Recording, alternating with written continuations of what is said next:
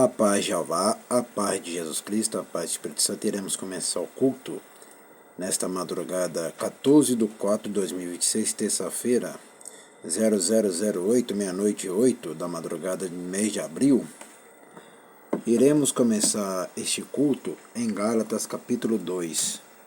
Resumo do capítulo. A defesa de Paulo do seu apostolado continua a partir do primeiro capítulo, com o levantamento do seu relacionamento com os 12 apóstolos. Isso nos conduz ao tema apresentado em 1.1. Paulo fora comissionado diretamente por Jeová, não por intermédio de homem. Assim ele sempre se relacionou e lidou com os 12 como iguais e não como subordinado. Quando Paulo foi a Jerusalém participar do concílio AT15, para discutir se os cristãos gentios deveriam ser obrigados a guardar a legislação do Antigo Testamento, ele defendeu a verdade do Evangelho da graça, 2:1-5. Seu posicionamento foi confirmado pelos pilares da Igreja Judaica. Estes aceitaram-no inteiramente e glorificaram seu ministério para com os gentios sem modificação alguma em sua mensagem. VV 6:10.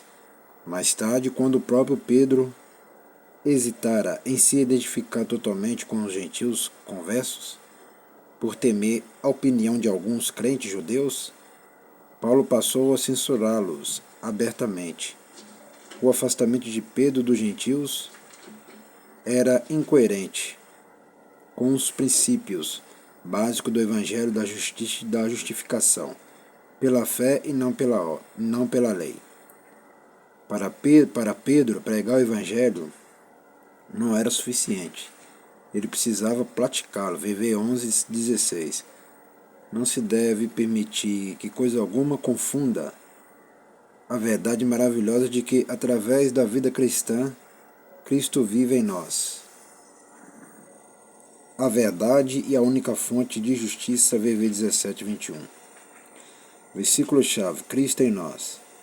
Aplicação pessoal: a vida cristã não é uma questão de tentativa, mas de confiança. Destaques: o Concílio de Jerusalém, 2:1-10. O Concílio de Jerusalém, 2:1-10. Leia sobre esse evento crucial da história da Igreja Primitiva em AT 15 CF P 722. Comendo com gentios, 2:11-13. No século I, os gentios era considerado uma raça contaminada e contaminadora. Nenhum judeu piedoso comeria com o gentio, mas a mensagem do Evangelho mudou tudo isso, ao associar judeu e gentio num só grupo, cada qual pela fé em Cristo alcançará a salvação e o acesso comum a Jeová, o seu próprio Pai. Quando Pedro recusou-se a comer com gentios por temer os cristãos, que continuavam com a prática estrita do judaísmo, seu ato negava algo essencial à mensagem do Evangelho. Justificado, 2:17. Esse termo judicial significa declarar alguém justo ou inocente. Diz respeito ao pronunciamento de Jeová, enquanto juiz do universo, de que a pessoa que crê em Jesus é justa em seu conceito. Paulo nos mostra nessa e na epístola aos Romanos que a justificação não é algo exclusivamente legal, mas experimental. As obras de Jeová através do Espírito Santo, de fato, fazem dos que creem homens e mulheres justos. Justo P 607, 734, 808. Crucificado com Cristo, 2:19-20. O tema se encontra tanto em Romanos 6:6 quanto em Gálatas 5:24, 6:14. Tem como base o conceito de identificação e de união com Cristo.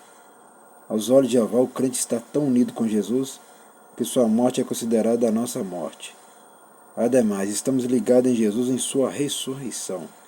Assim, temos acesso ao próprio poder de Jeová para uma vida santificada. A graça transformadora de Jeová, 2:21. A graça é a palavra plena de um único significado. Uma palavra que expressa um complexo conjunto de entendimento sobre nosso relacionamento com Jeová. Através da graça, a atitude de Jeová para conosco é de amor e aceitação. A graça é uma admissão de dependência, de que nós não temos escapatória do pecado e somos incapazes de conquistar o favor de Jeová. A graça é o anúncio triunfante de que Jeová virá ajudar todos que nele confiam. A palavra que mais ama é confiar. Quem confia em Jeová, quem confia no Criador, as coisas mudam para melhor. É só confiar. Concedendo-lhe a salvação gratuitamente. A graça é um jeito de viver, uma atitude a rejeitar a dependência de nossas próprias forças ou habilidade, e a afirmação de que através de Jesus temos condições de viver com justiça e retidão. A graça é uma opção de ser e fazer o bem, confiados na capacidade de Cristo, viu? A palavra que eu mais amo é fé e confiar. O crente que confia, ele tem tudo na vida dele.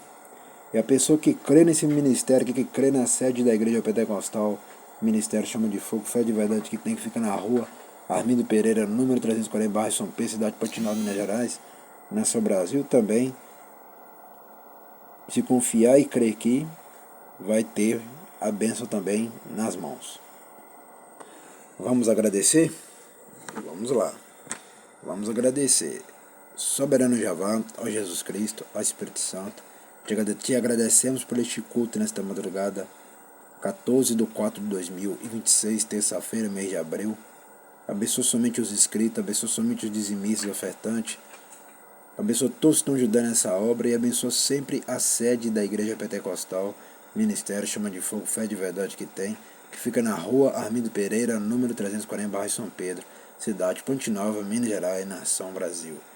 Abençoa somente essa sede, somente os inscritos e somente os dizimistas e mais ninguém. Amém e amém.